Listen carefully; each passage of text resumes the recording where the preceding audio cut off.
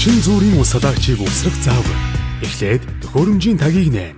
Цахилгааны утсыг цахилгааны 3 ширхэг оруулганы захын хоёрт нь холбоно. Арзэдэг хүртэл хангалттай уртаар утас тастан авч вилкэнд холбоно. Ойролцоогоор 22 см зайтай 2 ширхэг нүх гаргаж шурупуудыг сайтар бэхэлж тогтооно.